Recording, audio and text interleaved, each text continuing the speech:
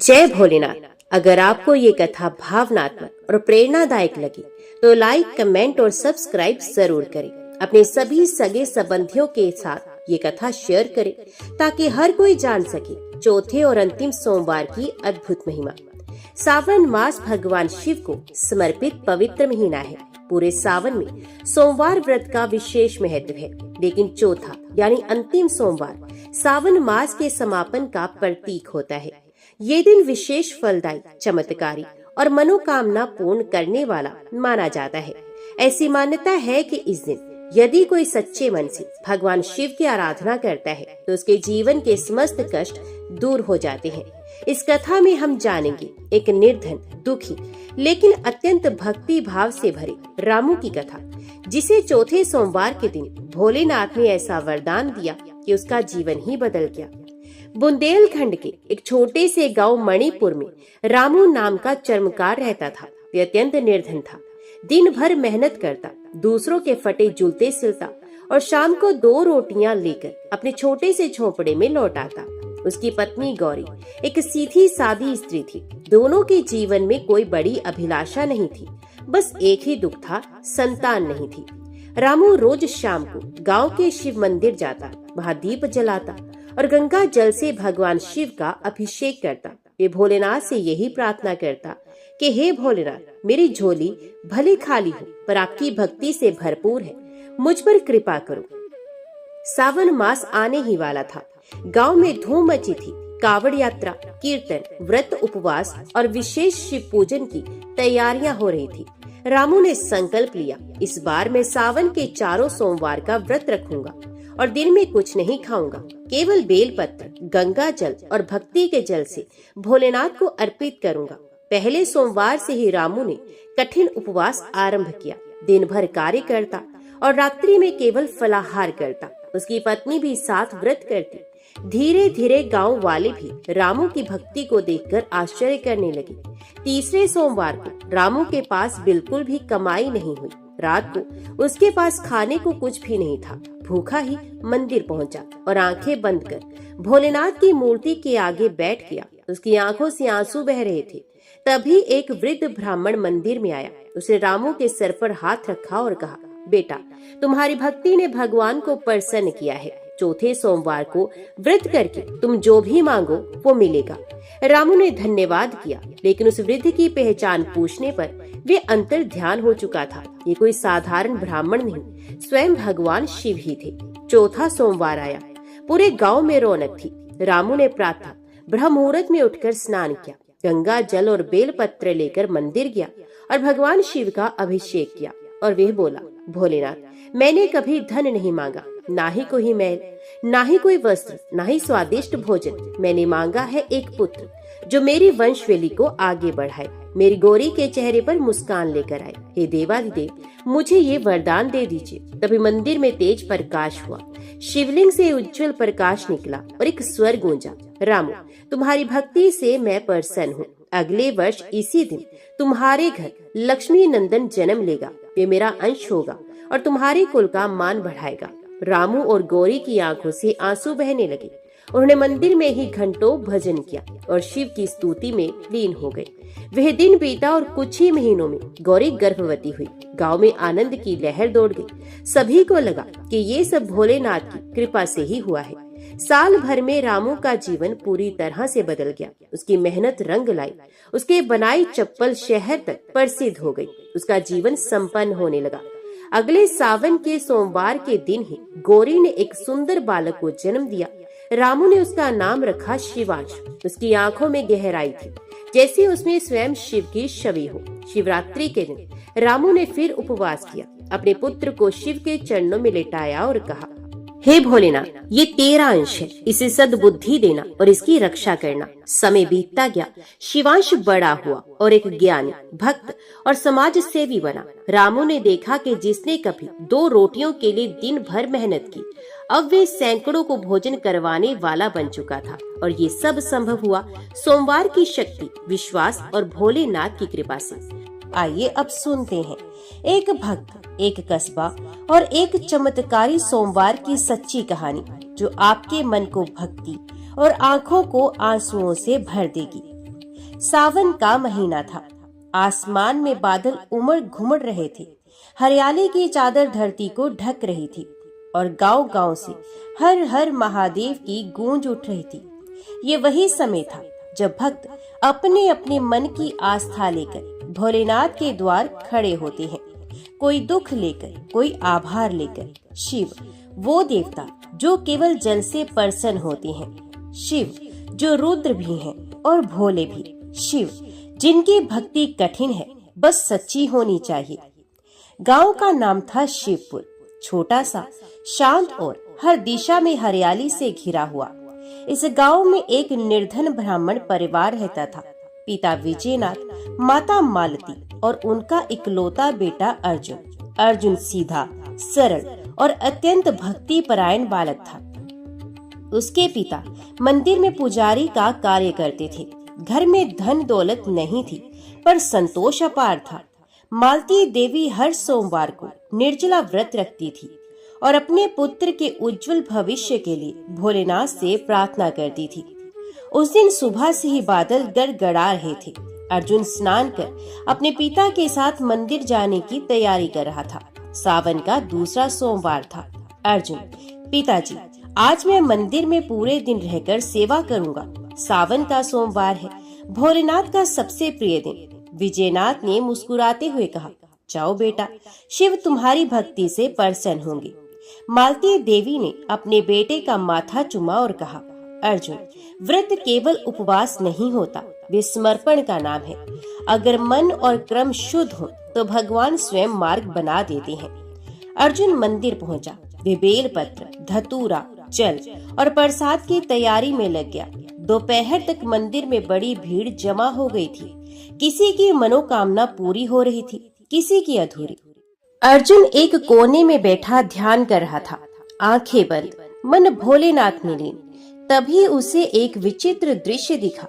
शिवलिंग से प्रकाश की एक रेखा निकली और उसके हृदय में समा गई। वे घबरा गया, पर कुछ ही पल में उसकी आंखों से आंसू बह निकले। ये उसकी पहली अनुभूति थी। शाम हो गई थी। अर्जुन ने अन्न जल नहीं लिया। वे निर्जल व्रत पर था। उसके शरीर में थकावट थी, लेकिन मन में विश्वास। तभी मंदिर के बाहर एक वृद्ध आई, जिसके हाथ में सूखा रोटला और पानी की छोटी मटकी थी। वृद्धा ने अर्जुन से कहा, बेटा, क्या मुझे थोड़ा पानी मिलेगा? बहुत दूर से आई हूँ। अर्जुन ने अपनी मटकी में से आखिरी जल वृद्धा को दे दिया और कहा, आप भी माँ के समान हैं। भोलेनाथ की सेवा में जो है वे सब अर्पित है। वृद्धा मुस्कुराई और बोली, तू धन्य है बेटा, आज तुझे भगवान स्वयं दर्शन देंगे।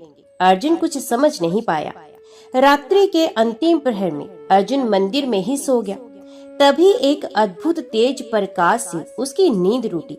सामने स्वयं भगवान शिव खड़े थे, त्रिशूल धारण किए, जटाजूट में गंगा समाई, नीलकंठ में तेज और नेत्रों में करुणा। शिव ने अर्जुन से कहा, अर्जुन, तुम्हारी भक्ति ने मुझे बांध लिया है। तुमने सेवा, त्याग और श्रद्धा की परीक्षा उत्तीर्ण की है। मांगो क्या वर चाहिए। अर्जुन रो पड़ा। वे शिव के चरणों में गिर पड़ा और बोला, भोलेनाथ, मेरे माता पिता सुखी रहें, मेरे गांव में कोई भूखा ना सोए और मुझे इतना ही दो कि मैं हर सोमवार आपके चरणों में रह सकूं। शिव मुस्कुराए और बोले, तथास्तु, आज से तेरे घर में कभी अन्न की कमी नहीं होगी और तू शिव का दूत कहलाएगा। साथ ही शिव ने अपने त्रिशूल से जमीन पर एक रेखा खींची। वहां से जल धारा फूट पड़ी। ये वही जल धारा थी जो पूरे गांव की प्यास बुझाने वाली बन गई। अर्जुन की भक्ति के कारण शिवपुर गांव में खुशहाली फैल गई। लेकिन सुख की परीक्षा भी होती है। एक दिन कुछ लुटेरे गांव में घुस आए। उन्होंने गांव को लूटने की योजना बनाई थी। गांव के लोग भयभीत थे। अर्जुन ने भोलेनाथ से प्रार्थना की, हे नीलकंठ, आपके भरोसे जो जीवन जी रहे हैं, क्या उनके रक्षक आप नहीं हैं? उस रात गांव के बाहर आंधी तूफान आया, जैसे साक्षात रुद्र रूप प्रकट हो गया हो। लुटेरे अंधे हो गए, उनके हाथ पैर कांपने लगे। कोई मूर्छित हुआ तो कोई भाग खड़ा हुआ। लोगों ने सुबह देखा, गांव सुरक्षित था और मंदिर के द्वार पर एक चट्टान पर लिखा था, जहां भक्ति है वहां शिव स्वयं रक्षा करते हैं। अर्जुन की कथा केवल एक लड़के की कहानी नहीं, बल्कि यह श्रद्धा, सेवा, तप और निष्काम भक्ति की जीवंत मिसाल है। हर सोमवार को जब कोई भक्त सच्चे मन से शिव का व्रत करता है, तो भोलेनाथ उसकी रक्षा करती हैं, चाहे काल ही क्यों ना सामने खड़ा हो। अब अर्जुन की भक्ति को एक और अग्नि परीक्षा से गुजरना था। इस बार परीक्षा उसके विश्वास की थी। शिवपुर गांव में जब सब कुछ सही चलने लगा, खेतों में सोना उगने लगा, नदियां लबालब भरने लगी, बच्चे हंसने लगे और बुजुर्ग सुकून से बैठने लगे, तभी अचानक गांव के उत्तर में स्थित नदी सूख गई। ये वही नदी थी जो त्रिशूल से फूटी थी। अर्जुन चिंतित हुआ। अर्जुन ने कहा, ये कैसे हो सकता है? भोलेनाथ ने इसे जीवन दायिनी बनाया था। गांव के बुजुर्गों ने सलाह दी, बेटा, ये किसी दोष का संकेत हो सकता है। क्या गांव में किसी ने व्रत या धर्म का अपमान किया है? अर्जुन ने गांव में घूम घूम कर सबकी खबर ली। तब पता चला गांव में नया बनिया चंद्रसेन आया था, जो भगवान शिव की निंदा करता था और भोले के भक्तों का उपहास उड़ाता था। चंद्रसेन ने हंसते हुए कहा, क्या एक लंगोटी पहनने वाला देवता तुम्हारा रक्षक हो सकता है?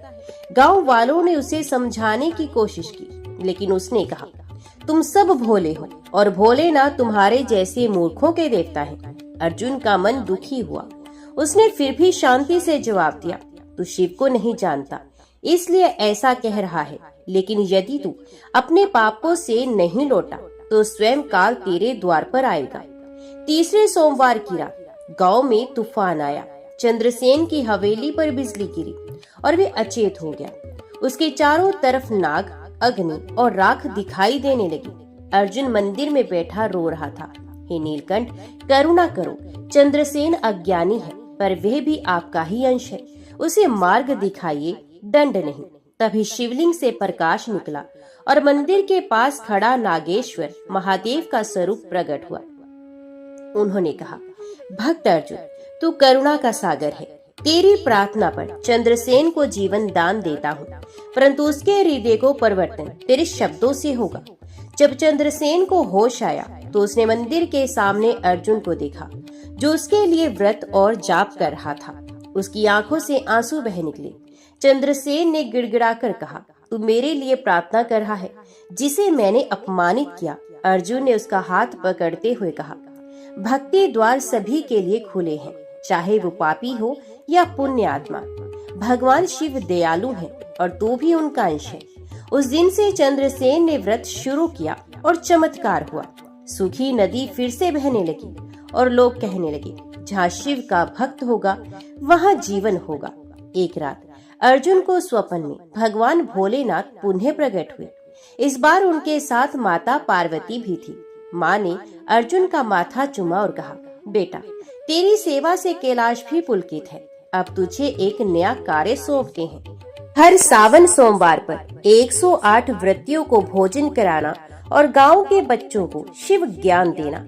अर्जुन ने आजीवन व्रत लिया कि वे हर सोमवार को निर्धनों, बालकों और साधुओं की सेवा करेगा। एक दिन गांव की प्रिय गाय गौरी कुएं में गिर गई। लोग भयभीत हो गए। अर्जुन की माँ रोने लगी, ये तो अशुभ संकेत है।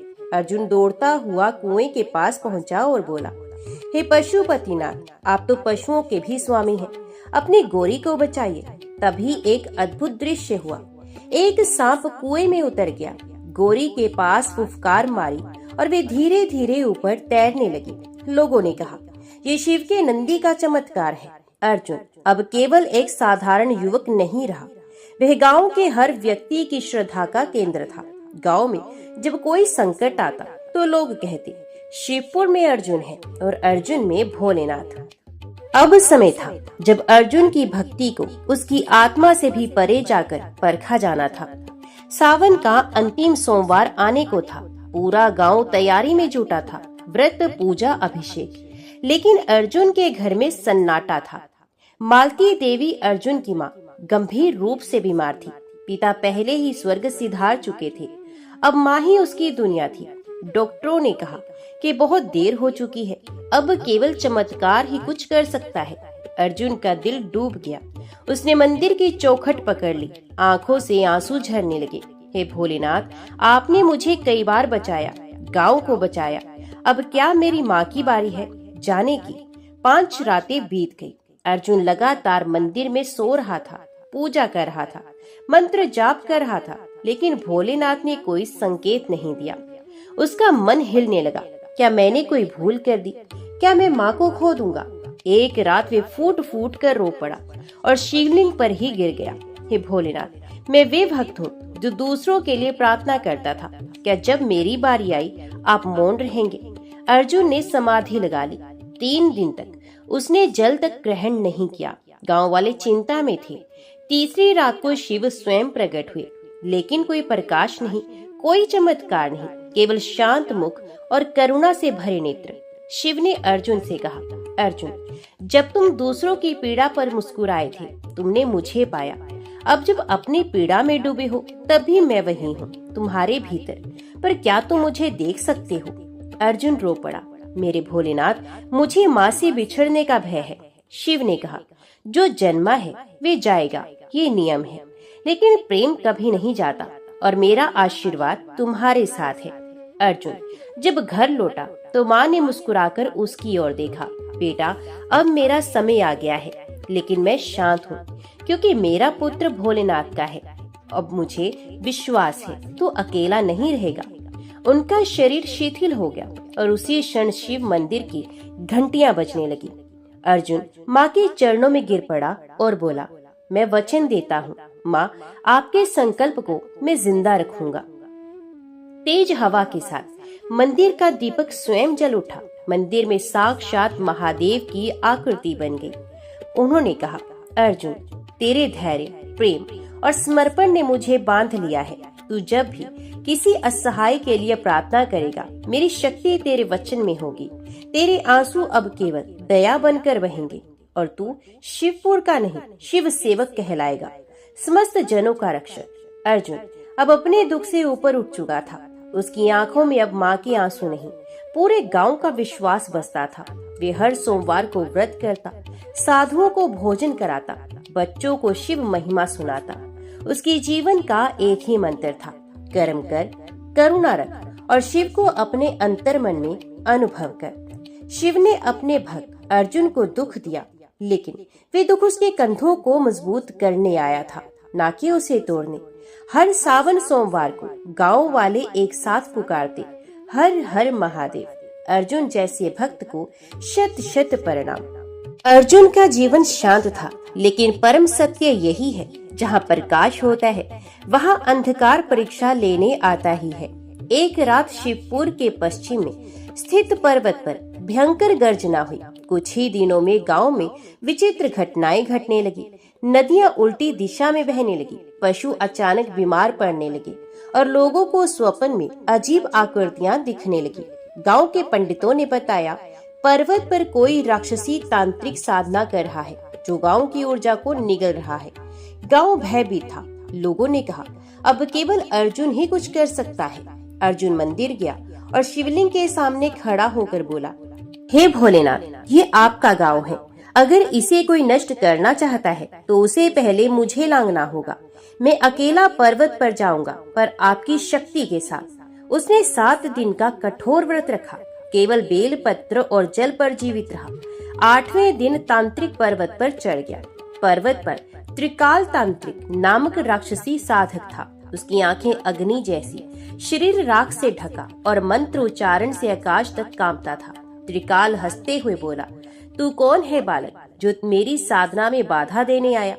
अर्जुन ने कहा, मैं शिव का सेवक हूँ और ये गांव उनका है। तू अगर नहीं रुका तो मैं अपने शिव के नाम पर तुझे रोकूंगा। त्रिकाल ने हंसकर कहा, तो फिर तेरा अंत निश्चित है। उसने एक भयंकर अग्नि बाण अर्जुन की ओर छोड़ा। अर्जुन वहीं खड़ा रहा। उसने आंखें बंद की और स्तुति शुरू की। करुणा के सागर नीलकंठ महादेव, मैं तेरा नाम लेता हूँ। मेरा तन मन प्राण सब तेरे चरणों में है। आज तू ही मेरी ढाल है। अग्नि बाण बीच में रुक गया। एक दिव्य रोशनी से भोलेनाथ का त्रिशूल प्रकट हुआ और अग्नि बाण को नष्ट कर दिया। आकाश से आवाज आई, त्रिकाल, तूने भक्त के हृदय को ललकारा है, अब मेरा रौद्र देख। तभी आकाश फटने जैसा दृश्य हुआ। बादलों से एक विशाल तेजो में आकृति उतरी, जटाजूट में गंगा, तीसरा नेत्र खुला हुआ, हाथों में डमरू, त्रिशूल और कृपा दृष्टि लिए स्वयं भगवान शिव। सारा पर्वत शिव प्रकाश से जगमग हो गया। त्रिकाल ने कांपते हुए कहा, प्रभु क्षमा करो। शिव भगवान बोले, जो भक्त की रक्षा में उठता है वे मेरा स्वरूप बनता है। और अर्जुन की ओर देखकर कहा, तू आज से केवल शिव सेवक नहीं, अब मेरा अंश है। शिव ने अर्जुन के मस्तक पर हाथ रखकर कहा, मैं तुझे अजर अमर तप का वरदान देता हूँ। जब तक इस धरती पर सावन मनाया जाएगा, हर सोमवार को तू अदृश्य रूप में गांव में घूमेगा। जहाँ व्रत होगा वहाँ तू होगा, जहाँ सेवा होगी वहाँ शिव सेवक अर्जुन होगा। और उसी क्षण त्रिकाल भस्म हो गया, पर्वत हरा हो गया, गांव की नदियाँ फिर भर गई। कई वर्ष बीत गए, गांव में ये कथा सुनाई जाती है। हर सावन सोमवार की रात मंदिर में कोई दीपक अपने आप जलता है और बेल पत्र पर किसी ने लिखा होता है, हर हर महादेव, अर्जुन यहाँ था। इस कथा से हमें ये शिक्षा मिलती है, भक्ति में शक्ति है लेकिन त्याग में चमत्कार है। व्रत केवल शरीर का नहीं, हृदय का संकल्प है। भोलेनाथ कभी मौन रहते हैं, लेकिन जब भक्त पुकारता है वे स्वयं उतर आते हैं। अगर आपको ये कथा हृदय को स्पर्श करने वाली लगी तो इसे लाइक, कमेंट और शेयर जरूर करें और हमारे चैनल को सब्सक्राइब भी करें, ताकि हर सोमवार भगवान शिव की कृपा आप तक पहुंचती रहे। हर हर महादेव। जय शिव शंकर त्रिपुरारी महाकाल। जहाँ सब साथ छोड़ देते हैं वहाँ से शिव की कृपा शुरू होती है। भोलेनाथ जो केवल जल से प्रसन्न हो जाते हैं, जब किसी के आंसू उनके द्वार तक पहुँचते हैं तो समय, भाग्य और मृत्यु तक को बदल देते हैं। जय शिव शंकर, जय भोलेनाथ। अगर आप भी सावन सोमवार का व्रत रखते हैं या रखने की सोच रहे हैं तो ये कथा आपको जीवन भर प्रेरणा देगी।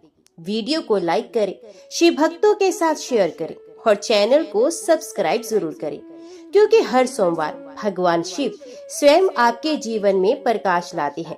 अब सुनिए एक ऐसी कन्या की कथा जिसके जीवन की ताड़ना को भोलेनाथ ने अपनी कृपा से तपस्या में बदल दिया। उत्तर भारत के एक अज्ञात कोने में बसा था एक सुंदर पर गरीब गांव, पंचवन। यहाँ की मिट्टी लाल, जंगल घने और हवा में हरियाली की खुशबू थी। गांव की गलियों में एक कन्या खेला करती थी, नाम था पार्वती।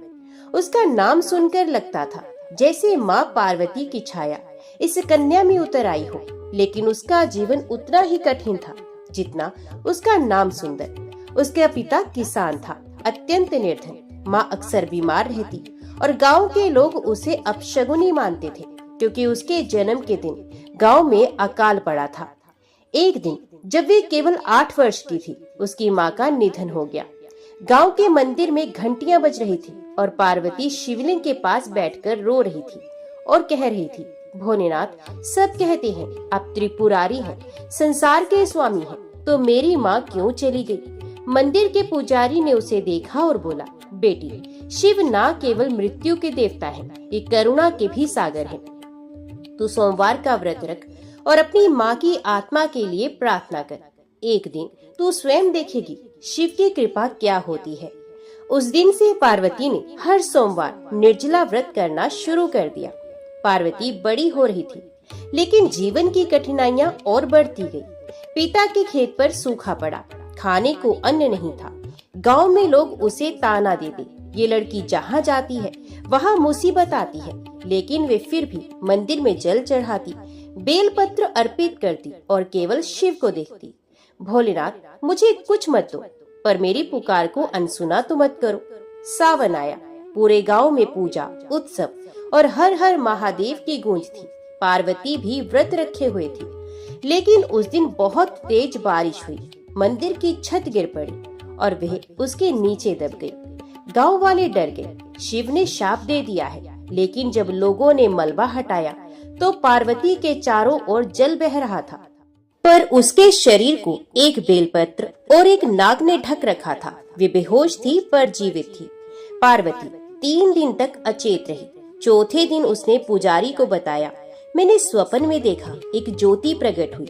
एक त्रिशूलधारी पुरुष ने मुझसे कहा, बेटी मैं तुम्हारी पुकार सुन रहा हूँ। जब तू सच्ची पुकार करेगी मैं स्वयं तेरे सम्मुख उतरूंगा। पुजारी ने कहा, बेटी तेरी आत्मा जागृत हो गई है, अब तेरी भक्ति से स्वयं शिव बंध जाएंगे। कुछ वर्षों के बाद पार्वती 16 वर्ष की हुई। अब वे सुंदर, शांत और अत्यंत श्रद्धालु बन चुकी थी। लेकिन उसके जीवन में एक और वज्रपात हुआ, उसके पिता की मृत्यु। अब वे एकदम अकेली थी। गांव के लोग उसे बोझ समझने लगे। किसी ने घर देने से इनकार कर दिया, परंतु वे शिव मंदिर के आंगन में ही रहने लगी, बिना शिकायत, बिना क्रोध। उस सावन सोमवार को उसने व्रत रखते हुए एक भी जल बूंद ग्रहण नहीं की। वे शिवलिंग के सामने बैठ गई, आंखें बंद की और बोली, हे भोलेनाथ, अब मेरी कोई माँ नहीं, कोई पिता नहीं, लेकिन आप हैं। या तो मुझे ले लो या मुझे वे शक्ति दो कि मैं संसार के दुखियों की सेवा कर सकूं। उसकी आंखें जल रही थी, शरीर कांप रहा था, लेकिन उसकी भक्ति अडिग थी। रात को मंदिर के छत पर फिर से कांप उठी। लोग दौड़कर आए। शिवलिंग के पास एक त्रिशूल गड़ा था, जो वहां पहले कभी नहीं था। पार्वती मूर्छित पड़ी थी और उसके माथे पर एक स्वर्ण रेखा उभरी थी। लोग कहने लगे, ये साधारण कन्या नहीं रही, ये तो स्वयं शिव की साक्षात भक्त है। पार्वती अब उस राह पर थी जहाँ उसका जीवन तपस्या और समाज सेवा बन चुका था। लेकिन उसकी अगली परीक्षा समाज की अवहेलना, उसका अपमान और एक जीवन घातक षड्यंत्र अभी बाकी था। पंचवन गांव में वर्षों बाद एक नया चेहरा आया, जमींदार रणवीर सिंह।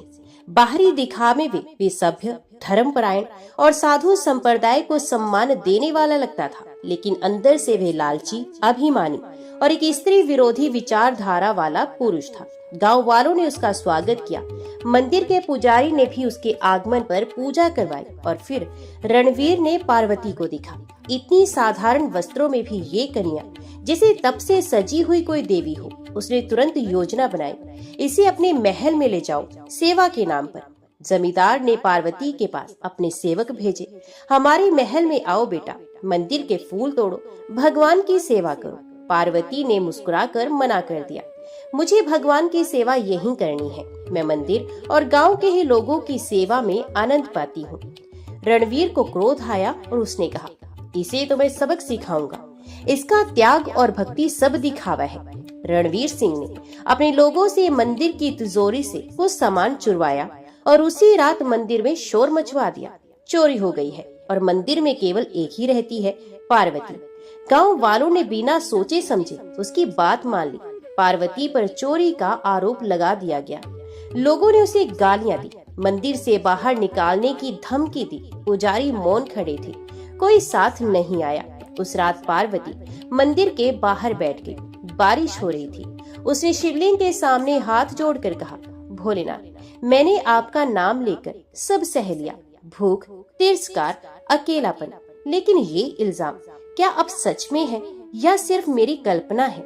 आंखों से आंसू बहते रहे, लेकिन उसका विश्वास डगमगाया नहीं। गांव के बुजुर्गों ने कहा, अगर पार्वती निर्दोष है तो वे अग्नि के पास हाथ रखे और उसके ऊपर कोई असर न हो। शिव का ये भी नियम है, जहाँ अन्याय बढ़ता है वहाँ वे स्वयं अवतार लेते हैं। पार्वती अग्नि के पास आई। लोगों ने चारों ओर लकड़ी लगाई। रणवीर सिंह मुस्कुरा रहा था। पार्वती ने शिव का ध्यान किया और कहा, अगर मेरी भक्ति सच्ची है तो हे नीलकंठ, आज नहीं तो कभी मत आना, लेकिन मेरे सत्य की रक्षा कर देना। जैसे ही अग्नि प्रज्वलित हुई, बिजली गिरी, आंधी आई और वहां खड़ा हो गया एक त्रिशूलधारी, जटाजूटधारी पुरुष। भोलेनाथ स्वयं प्रकट हो चुके थे। शिव ने कहा, रणवीर, तूने न केवल एक भक्तन का अपमान किया है, बल्कि मेरी सत्ता को भी ललकारा है। तू समझता है कि पद और धन से सत्य को मिटा देगा। शिव ने त्रिशूल उठाया। रणवीर कांपने लगा, गिर पड़ा। पार्वती के चारों ओर अग्नि शांत हो गई। उसका शरीर न केवल सुरक्षित था, बल्कि उसके चारों ओर तेज प्रकाश फैल गया। रणवीर अंधा हो गया और गांव से भाग गया। गांव वालों ने पश्चाताप किया। पुजारी रो पड़े। लोगों ने पार्वती के चरणों में गिरकर माफी मांगी। पार्वती ने किसी को दोष नहीं दिया। बोली, मेरे शिव सबके हैं, जो चाहे जब चाहे सच्चे मन से पुकारे वे उत्तर देते हैं। मैं केवल एक माध्यम हूँ। इसके बाद पार्वती ने गांव के बच्चों को पढ़ाना शुरू किया, स्त्रियों को आत्मनिर्भर बनाना सिखाया, वृद्धों के लिए एक छोटा सा आश्रम बनवा दिया। हर सोमवार को मंदिर में महाशिव आरती होती और पार्वती उसका नेतृत्व करती। लोग दूर दूर से आने लगे। गांव का नाम अब पंचवन तीर्थ रखा गया। वक्त बीता, अब पंचवन तीर्थ एक प्रसिद्ध तीर्थ स्थल बन चुका था। पार्वती अब माता जी कहलाई जाने लगी, लेकिन उनके मन में अभी भी एक प्रश्न गूंजता था। भोलेनाथ, आपने मुझे जीवन दिया, सम्मान दिया, पर क्या मेरा जीवन सिर्फ सेवा के लिए है? क्या मुझे कभी अपना परिवार मिलेगा या नहीं? एक सावन सोमवार की सुबह मंदिर के द्वार पर एक नवजात बालक मिला। सिर्फ एक छोटा सा पत्र साथ में था। माफ करना, मैं मां नहीं बन सकी, पर ये बालक आपका हो सकता है। इसका नाम शंभू रखना। शायद ये भगवान शिव का अंश हो। पार्वती ने उस बालक को उठाया। आंसू बह रहे थे। शिव की कृपा, अब मेरे जीवन का नया अध्याय शुरू हुआ है। शंभू बड़ा हुआ। उसकी आंखों में करुणा थी, माथे पर शांत तेज। पार्वती उसे हर सोमवार व्रत करवाती और शिव की महिमा सुनाती। ये बालक अद्भुत था। किसी साधु को देख बिना कहे जल दे देता, पशुओं से बात करता और जब शिवलिंग के आगे बैठता मंदिर की घंटियां अपने आप बजती। गांव वाले कहते, यह कोई साधारण बालक नहीं है, ये स्वयं शिव का अंश है। एक दिन एक साधु आया, वृद्ध और गंभीर। उसने कहा, माता जी, इस बालक को मेरे साथ भेज दो। इसकी साधना अधूरी है। ये शिव का अंश है। इसकी अग्नि में तपस्या जरूरी है। पार्वती कांप उठी और उसने कहा, मैंने उसे पाया है जैसे शिव ने मुझे दिया हो। मैं कैसे ही उसे छोड़ दूं? साधु बोला, त्याग ही शिव की सच्ची सेवा है। माँ बनने के बाद भी यदि शिव के लिए समर्पण है तो ये परीक्षा पार करो। आंसू के साथ पार्वती ने शंभू को विदा किया और कहा, जा बेटा, शिव की राह पर चल। साधु वास्तव में नंदी थे, शिव के वाहन। वे शंभू को कैलाश ले गए। शिव ने स्वयं शंभू को तप में बैठाया। शंभू ने आंखें बंद की और वर्षों तक एक ही मंत्र जपा, ओम नमः शिवाय। यही शिव पार्वती ने देखा कि पार्वती जो मानव रूप में थी, कैसा त्याग किया है। उसे मात्र तप, सम्मान, अपुत्र वियोग तक सहना पड़ा। भोलेनाथ ने निर्णय लिया, जिसने स्वयं को मिटा दिया उसी को अमृतत्व मिलेगा। मेरी पार्वती, अब तेरे लिए एक और लीला है। शिव ने माता पार्वती को दर्शन दिए और कहा, अब तू केवल पार्वती नहीं, तू शिव शक्ति कहलाएगी। तेरे नाम से हर स्त्री सावन सोमवार को व्रत रखेगी। तेरे नाम पर हर माँ अपने पुत्र की रक्षा की प्रार्थना करेगी। शिव पार्वती ने एक साथ पंचवन में प्रकट होकर शिव पार्वती विवाह की पुनः झांकी रचाई। गांव में वर्षों बाद अग्नि कुंड जला। शंभू, जो अब एक महातपस्वी था, ने सभी के बीच आकर शिव स्तुति की। माँ ने मुझे छोड़ा, लेकिन शिव ने मुझे पाया। अब मैं सबकी सेवा में रहूंगा, एक सन्यासी बनकर। अब सावन सोमवार की परंपरा पूरे भारत में फैल गई। हर स्त्री, हर कन्या, हर भक्त पति की लंबी उम्र के लिए, सच्चे प्रेम के लिए, संतान सुख के लिए और त्याग, सेवा, प्रेम और भक्ति के लिए सावन सोमवार का व्रत करती हैं। पंचवन अब तीर्थ बन चुका था, लेकिन एक दिन एक अघोरी साधु आया। उसने गांव वालों को चेतावनी दी, दक्षिण दिशा से काल आने वाला है, रक्त बहेगा, आंधी उठेगी, ये भूमि परीक्षा स्थल बनेगी। जो सच्चे शिव भक्त होंगे वही बचेंगे। गांव में भय फैल गया, लेकिन पार्वती शांत थी। जहाँ शिव है वहाँ डर नहीं, सिर्फ श्रद्धा चाहिए। सावन का अंतिम सोमवार था। गांव के दक्षिण में एक भयानक तूफान उठा। जंगलों में आताताई लुटेरों का झुंड आया। वे तीर्थ को लूटना चाहते थे। शंभू ने गांव वालों को सुरक्षित किया, लेकिन दुश्मन अब मंदिर की ओर बढ़ रहा था। पार्वती ने शिवलिंग के आगे दीप जलाकर प्रार्थना की, हे भोलेनाथ, अब आपकी परीक्षा नहीं, मेरी परीक्षा है। कृपा करे इस गांव को बचाए, अपने नाम की लाज रखे। शिव मौन थे, पर जब लुटेरों ने मंदिर के शिवलिंग पर वार किया, शिव के त्रिनेत्र खुल गए। अचानक आकाश गड़गड़ाया और शिवलिंग से प्रचंड प्रकाश निकला। शिव ने अपना काल भैरव रूप लिया। आंखों में आग, हाथ में त्रिशूल, कंठ में सर्प और जटा में जल की धारा। उनके दर्शन मात्र से शत्रु भयभीत होकर गिर पड़े। जो शिव को मिटाने चला वो स्वयं मिट गया। शंभू और गांव वाले नतमस्तक हो गए। पार्वती की आंखों में आंसू थे, लेकिन चेहरे पर तेज था। भोलेनाथ, आपने एक बार फिर अपने भक्तों की रक्षा की। शिव ने धीरे से कहा, सावन का व्रत सिर्फ परंपरा नहीं, शक्ति है। जो भक्त सच्चे मन से मेरी उपासना करते हैं, उनके संकट मैं स्वयं हरता हूँ। काल भैरव रूप शांत हुआ और शिव अपने सौम्य स्वरूप में लौटे। उन्होंने पार्वती का हाथ थामा और सारे गांव को आशीर्वाद दिया। ये भूमि अब शिवधाम कहलाएगी। जो यहाँ सावन सोमवार का व्रत करेगा, उसे पार्वती का स्नेह और मेरी कृपा दोनों मिलेंगी। वर्षों बीत गए।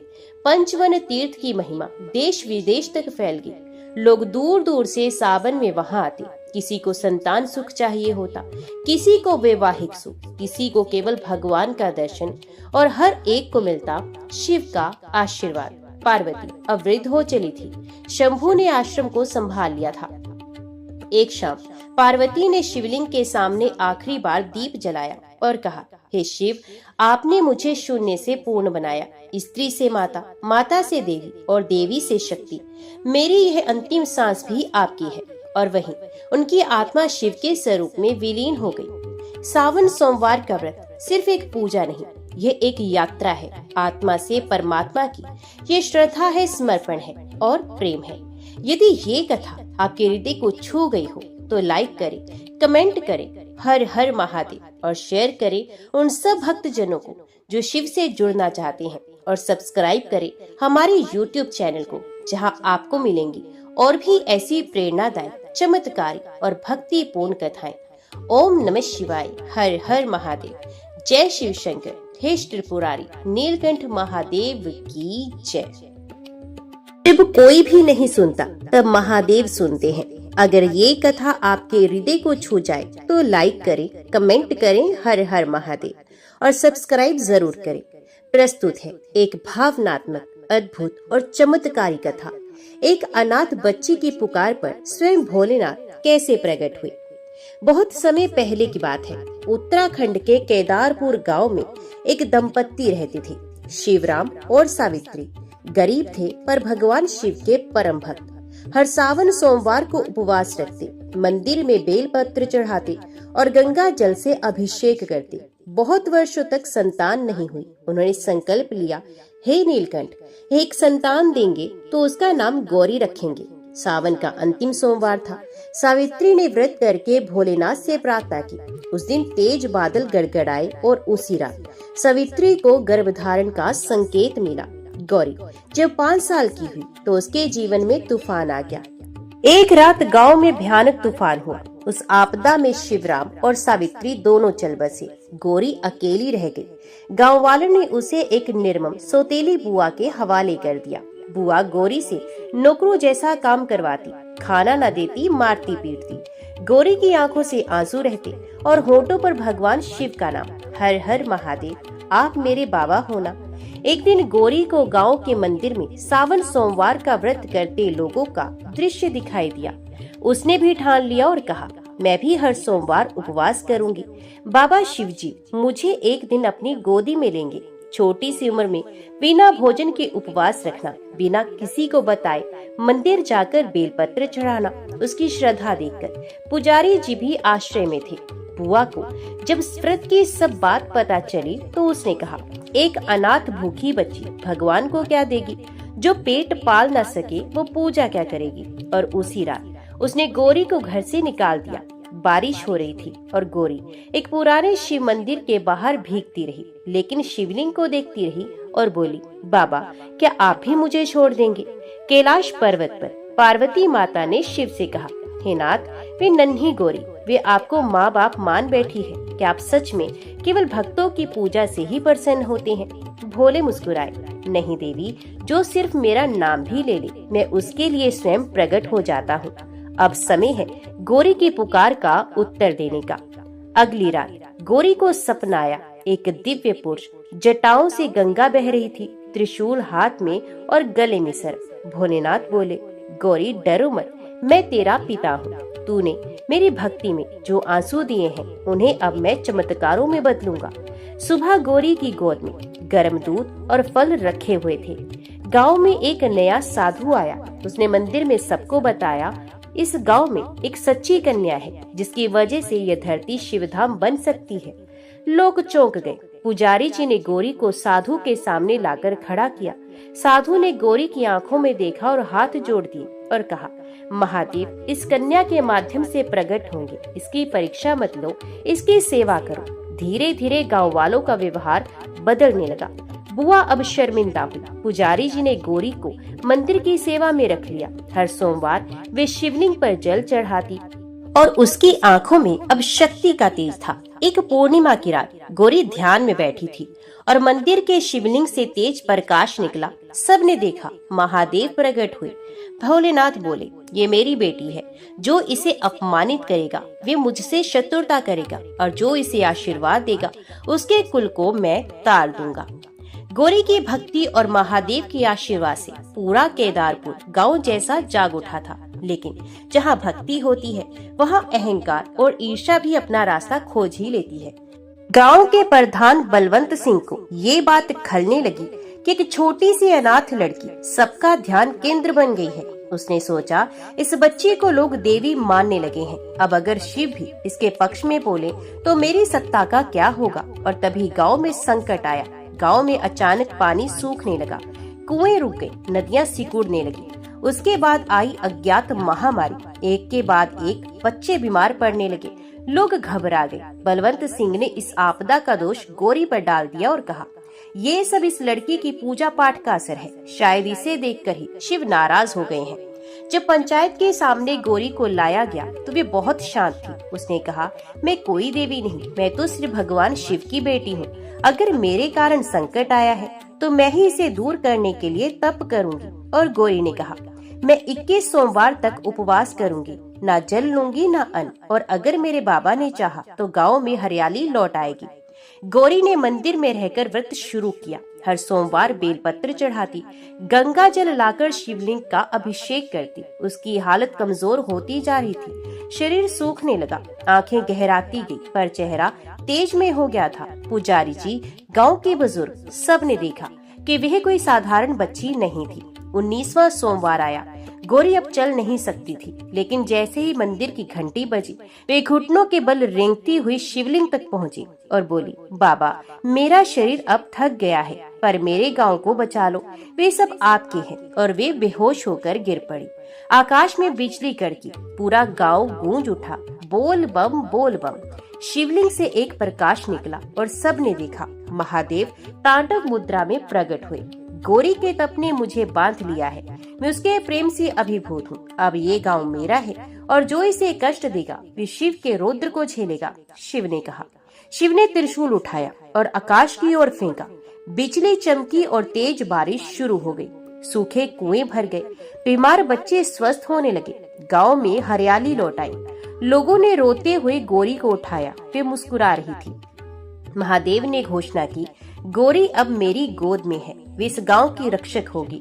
और हर सावन सोमवार को इसकी कथा कहने से 100 पीढ़ियां पावन हो जाएंगी। गांव वालों ने बलवंत सिंह को गांव से निकाल दिया। मंदिर में गौरी की एक प्रतिमा बनाएगी, शिव कन्या गौरी माता के नाम से। हर वर्ष सावन सोमवार को लोग वहां व्रत करते, बेलपत्र चढ़ाते और गौरी की कथा सुनते। आज भी जो भी गौरी माता की कथा सुनकर सच्चे मन से व्रत करता है, उसे अपने जीवन में चमत्कारिक परिवर्तन देखने को मिलता है। महादेव की कृपा से गौरी स्वस्थ हो चुकी थी। अब वे अकेली नहीं रही, पूरा गांव उसकी सेवा करता था। छोटे बच्चे उसे गौरी दीदी, वृद्ध उसे गौरी माई कहते। गौरी अब सुबह उठकर सबसे पहले शिवलिंग पर बेलपत्र चढ़ाती, फिर गांव के बच्चों को पढ़ाना, बीमारों को औषधि देना और भूखों को खाना खिलाना, यही उसकी दिनचर्या बन गई। अब हर सावन सोमवार को मंदिर में कुछ न कुछ चमत्कार होने लगा। कभी किसी अंधे को दृष्टि मिलती, कभी अपाहिज अपने पैरों पर खड़ा हो जाता। लोग कहते, गौरी माता के दर्शन मात्र से ही जीवन सुधर जाता है। ये शिवजी की कृपा है। गौरी के माध्यम से एक दिन दूर दराज से एक अंग्रेज व्यक्ति गांव में आया। वह एक खोज करता था जो भारत की आध्यात्मिकता को समझना चाहता था। गौरी से मिला और उसने कहा, मैंने पूरी दुनिया घूमी लेकिन ऐसा तेज कहीं नहीं देखा, तुम्हें शिव का रूप है। गौरी ने मुस्कुराकर कहा, मैं कुछ नहीं, सब मेरे बाबा की महिमा है। एक रात गौरी को सपना आया, एक आकाशवाणी हुई और बोली, गौरी, अब तुझे अंतिम परीक्षा से गुजरना होगा। एक ऐसा संकट आएगा जहाँ तुझे स्वयं को अर्पण करना होगा। सुबह होते ही गांव में खबर फैली, पास के जंगलों में अघोरी तांत्रिक ने डेरा जमाया है। उसने कहा, इस गांव में कोई ऐसी कन्या है जिसके पास दिव्य शक्ति है। अगर वे मुझे ना दी गई तो मैं गांव को भस्म कर दूंगा। गांव वाले डर गए। वे दौड़कर गौरी के पास आए, लेकिन गौरी ने सबको शांत किया और कहा, मैं नहीं चाहती मेरे कारण कोई भी हानि हो। अगर किसी को जाना ही है तो वे मैं ही हूँ, लेकिन मैं डरूंगी नहीं क्योंकि मेरे बाबा मेरे साथ हैं। गौरी अकेली उस तांत्रिक के पास पहुंची। तांत्रिक हंसते हुए बोला, तेरे अंदर शक्ति है, अब मैं तुझे अपने अधीन करूंगा। उसने अपने माया जाल से गौरी को बांध दिया, मंत्रों का उच्चारण किया, लेकिन तभी पूरे जंगल में भयंकर तांडव की आवाज गूंजने लगी। बिजली कड़की, आकाश से त्रिशूल गिरा और तांत्रिक के पास भूमि फट गई। वहीं प्रकट हुए महादेव रौद्र रूप में और बोले, तू मेरी बेटी को छूना चाहता है, अब शिव का क्रोध तुझे भस्म कर देगा। त्रिशूल उठाया और तांत्रिक को वहीं भस्म कर दिया। महादेव ने गौरी को अपने चरणों में उठाया और कहा, गौरी, तू केवल मेरी बेटी नहीं, तू अब इस लोक की भी माता बन चुकी है। तेरे नाम से लोग श्रद्धा करेंगे और हर सावन सोमवार को जो तेरी कथा सुनेगा वे मोक्ष पाएगा। गौरी ने महादेव से प्रार्थना की, बाबा, इस मंदिर को इतना शक्तिशाली बना दो कि कोई भी दुखी यहाँ आकर आश्रय पा सके। महादेव ने वहाँ पर अपनी एक ज्योतिर्लिंग स्थापना की। उस ज्योतिर्लिंग का नाम रखा गया गौरी शंकर महादेव। आज भी उस मंदिर में हर सावन सोमवार को लाखों श्रद्धालु आते हैं, गौरी की मूर्ति के सामने दीप जलाते हैं और कहते हैं, गौरी माता की जय, शिव शंभू की जय। अब गौरी की ख्याति हर गांव में फैल चुकी थी। जहां जहां रोग, भूख या पीड़ा थी, लोग कहते, गौरी माता के मंदिर चलो। गौरी ने मंदिर के पास अन्न क्षेत्र, औषधालय और पाठशाला बनवाई। गांव के हर बच्चे को निशुल्क शिक्षा, हर गरीब को भोजन और दवा मिलने लगी। एक दिन गौरी मंदिर की सीढ़ियों पर बैठी थी, तभी उसे भीतर एक आवाज आई, गौरी, अब समय आ गया है, अपने बाबा के पास लौट चलो। गौरी ने मुस्कुराकर आकाश की ओर देखा, फिर मंदिर के पुजारी को बुलाकर कहा, पुजारी बाबा, मेरी एक विनती है, अब मैं जा रही हूँ, तो इस मंदिर को कभी खाली मत होने देना। हर सावन सोमवार को व्रत और कथा अनिवार्य रूप से होनी चाहिए। सावन का अंतिम सोमवार था। गौरी ने सुबह जल्दी उठकर शिवलिंग पर जल चढ़ाया, फिर ध्यान मगन होकर बैठ गई और वहीं उसकी आत्मा शिव में विलीन हो गई। एक दिव्य प्रकाश मंदिर में फैल गया। लोग कहते हैं, उस दिन मंदिर के घंटों ने अपने आप 108 बार घन घनाकर महादेव की गाथा गाई। गौरी के देह त्याग के बाद मंदिर में सांझ के समय एक दिव्य आकाशवाणी गूंजी और बोली, जो भी भक्त इस मंदिर में सावन सोमवार को व्रत रखकर गौरी की कथा सुनेगा और शिवलिंग पर जल चढ़ाएगा, उसके सभी पाप कट जाएंगे, उसे संतान, धन, आरोग्य और मोक्ष सब मिलेगा। समय बीता। गौरी के मंदिर पर अब सैकड़ों सेवक कार्य करने लगे। हर सोमवार को विशेष कथा होती, भंडारे लगते और गरीबों की सेवा होती। हर भक्त कहता, ये मंदिर केवल शिव का नहीं बल्कि शिव की बेटी गौरी की आत्मा से जुड़ा है। इस मंदिर के नाम पर अब हर साल गांव की हर कन्या को रक्षाबंधन के दिन रक्षा सूत्र बांधा जाता है। कोई भी लड़की अगर संकट में हो तो मंदिर के पुजारी शिवलिंग पर विशेष पूजा करते और चमत्कारिक रूप से उसका संकट कट जाता। गौरी की कथा अब देश भर में फैल गई थी। लोग सावन सोमवार का व्रत अब केवल शिव के लिए नहीं बल्कि शिव पुत्री गौरी की स्मृति में भी करने लगे। हर वर्ष कथा सुनते समय लोग भाव विभोर होकर कहते, हे गौरी माता, जैसा आपने सहा वैसा कोई न सहे, लेकिन जैसी भक्ति आपकी थी वैसी हमें भी दे दो। कथा के अनुसार एक बार एक वृद्धा मंदिर में आई, उसके साथ एक वृद्ध पुरुष भी था। दोनों ने मंदिर की साफ सफाई की, बेलपत्र चढ़ाया और अंत में शिवलिंग को नमन कर अदृश्य हो गए। लोग कहते हैं वो शिव और पार्वती स्वयं थे जो अपनी पुत्री की सेवा से प्रसन्न होकर दर्शन देने आए थे। एक बार एक युवक मंदिर में आया जो जीवन से हार गया था। उसने कथा सुनी, व्रत रखा और रात को गौरी माता ने स्वप्न में उसे दर्शन दिए और कहा, बेटा, जीवन संघर्ष है लेकिन तेरा बाबा तेरे साथ है, उठ, कर्म कर, विश्वास रख। आज वह युवक एक सफल चिकित्सक है और हर साल सावन सोमवार को इस मंदिर में सेवा करता है। ये कहानी हमें सिखाती है कि हर बेटी गौरी बन सकती है अगर उसे प्रेम, सुरक्षा और संस्कार मिले। हर भक्त को मोक्ष मिल सकता है अगर वे शिव की सच्ची भक्ति करे। हर सावन सोमवार ये कथा हृदय में नई ऊर्जा भरती है। गौरी माई शिव की प्रतिज्ञा थी जो धरती पर अवतरित होकर सेवा, समर्पण और भक्ति की गाथा बन गई। ओम नमः शिवाय। हर हर महादेव। जय भोलेनाथ, जय त्रिपुरारी, जय महाकाल।